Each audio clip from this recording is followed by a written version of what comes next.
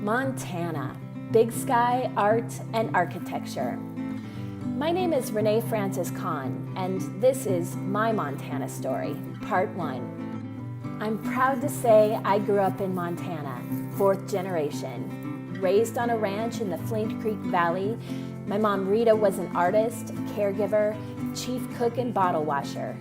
My dad Mike was a jack of all trades and a cowboy too. I went to primary school at Hall Elementary, a 2-room schoolhouse from 1st through 6th grade. And although I've been blessed to get out and travel a bit, enjoy the inspiration of arts and opportunities that urban centers provide, I always end up missing the open space, fresh air, and starry nights of Montana. For all the beauty and abundance of this paradise, it seems awfully difficult for most people to make a decent living beyond the basics where ends meet. Everyone I know works hard, is conservative with their spending, but it still feels like a struggle to ever really get ahead. I've been blessed with friends and family who lead interesting lives, have skills and knowledge to share. This is why it doesn't make sense to find so many of us still caught up in survival mode. It seems like a bad habit, unhealthy given the knowledge we hold, the skills we've developed, the wisdom of experience we have to share. The problem I see in this digital age is that we're not using the internet very effectively. As I've been developing concepts for the Refresh Montana Small Town Prosperity Project, I've been looking at community websites for rural towns across the state. I've noticed the majority of businesses lack websites altogether, and the ones that do exist are frustratingly outdated. They don't function responsively, which means they look horrible on smartphones and tablets, the primary tools people use when traveling.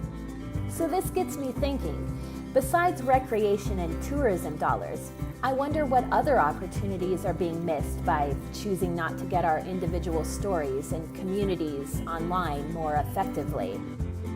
We can change this. We need to change this for the health of our communities and the benefit of our kids. And we can do it fairly quickly and efficiently too. We can do it in a way that's cost-effective.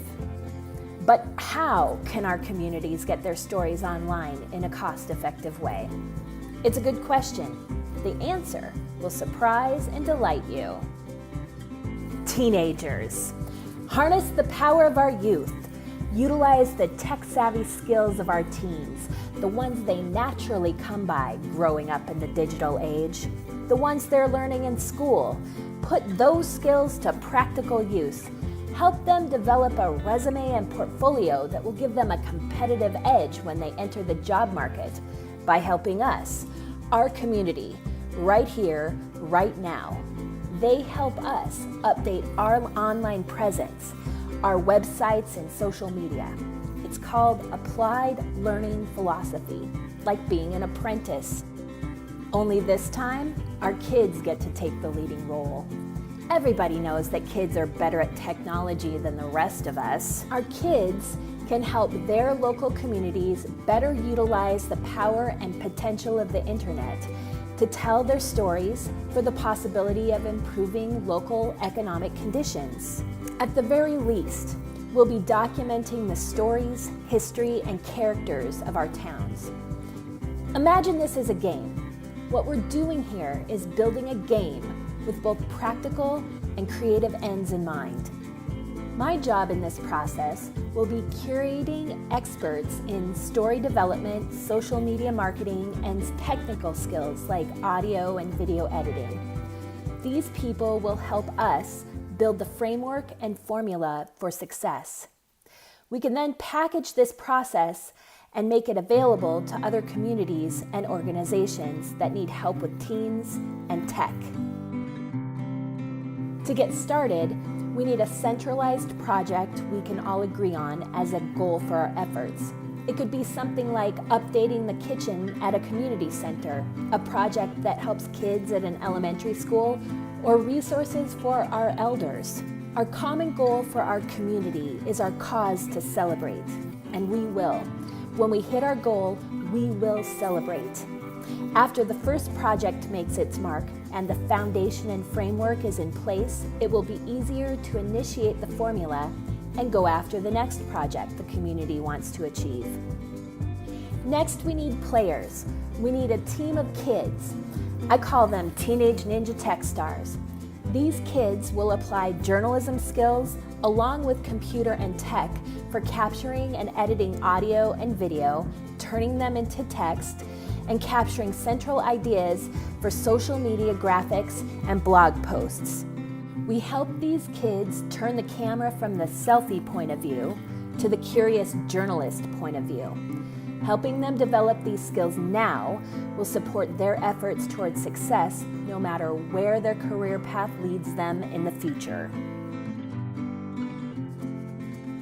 We'll need a couple of wranglers, a team of 2 going through a shared experience. This will help prevent overwhelm and create a support system for their success. The primary task for the wranglers will be helping keep the kids on track and projects moving forward. We'll need a small group of folks from the community with products or services they'd like to develop for the online space. The idea is to showcase the work we've been developing between January and June of 2019 in the pilot program. This will also serve as the kickoff event for the online beta test that will serve other communities and kids over the summer. I gotta come clean now. I do have an agenda. This project needs capital investment to really get on track and moving forward. This video has been using education-based marketing because 1, that's my style, and 2, my goal is to help folks better understand what this project is all about and why it's important. Look, this project is to be self-sustaining and have longevity built in. We'll do this by packaging the program that we build and sell it online, tapping into the new economy, the digital creative economy, the online education economy. The internet has leveled the playing field. Why not share our skills and knowledge online and profit from it if we can?